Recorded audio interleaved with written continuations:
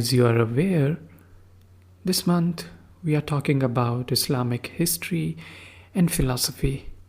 And the last time we discussed what happened when Prophet Muhammad received the first of the Quranic verses. And I discussed what happened on Mount Hira and immediately afterwards. Now let's see what follows next. Some of you would expect that once those Quranic verses started getting revealed, it would have been a continuous process. But it wasn't the case. For 2 years, there were no verses, no revelation.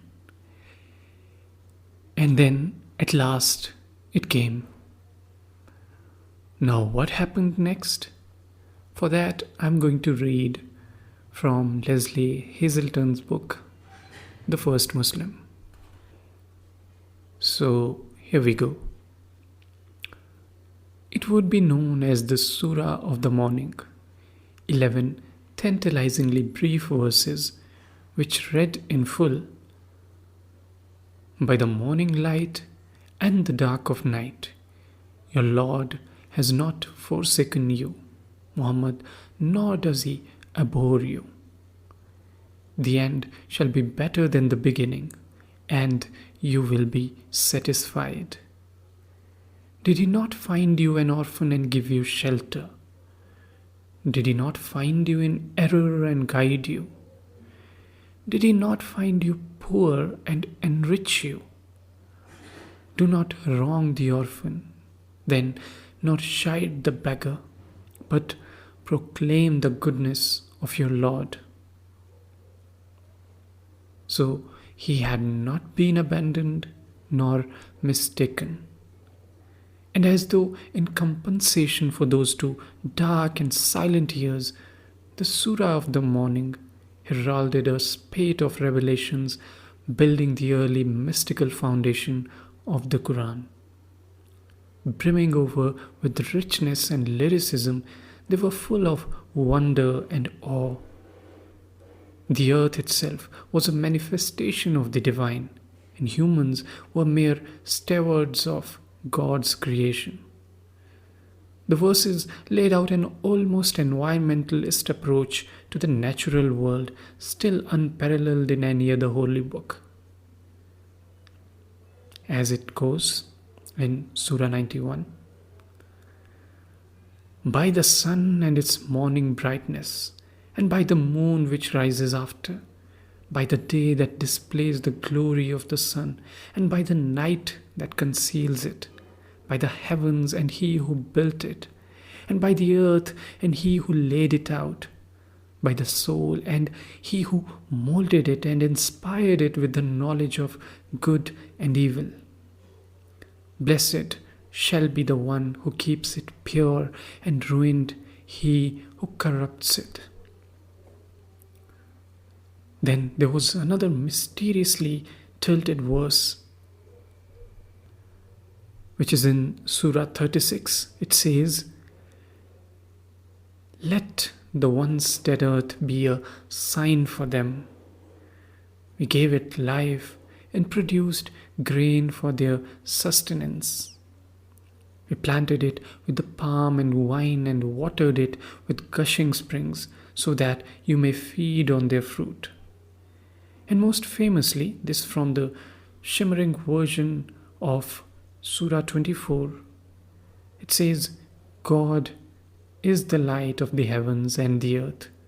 The likeness of his light is as niche wherein is a lamp, the lamp in a glass, the glass as it were a glittering star, kindled from a blessed tree, an olive of neither the west nor the east, whose oil all night would shine even if no fire touched it.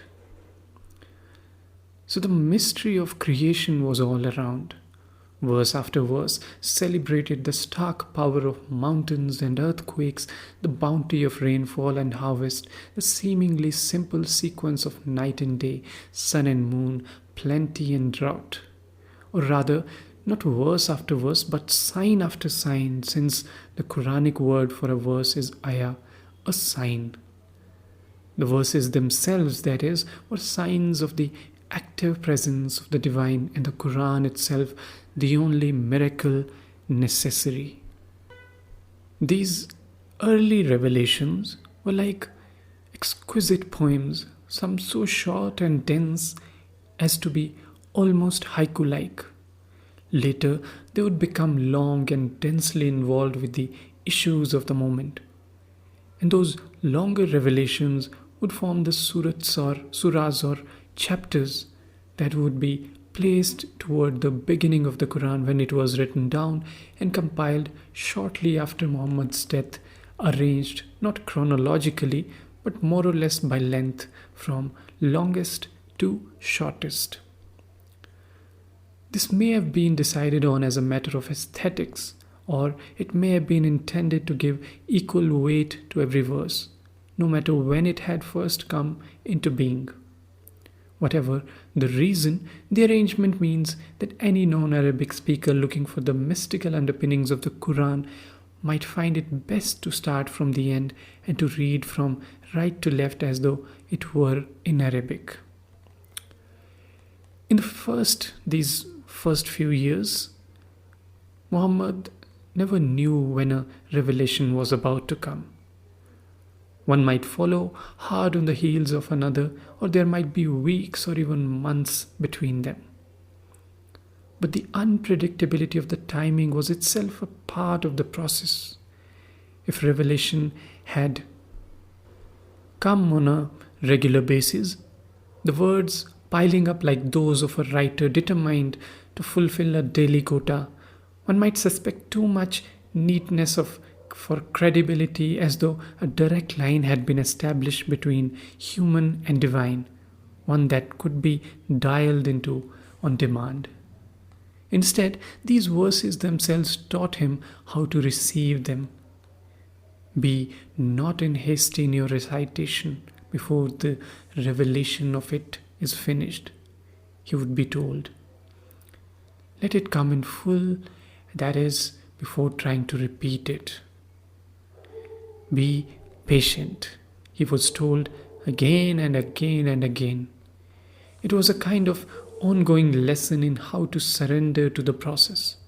He was not to fight it nor attempt to hurry it, but allow it to take shape.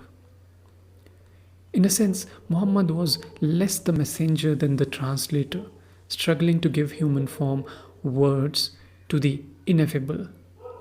The revelations left him equal parts humbled and determined, exhausted and energized, dazed and clear-headed.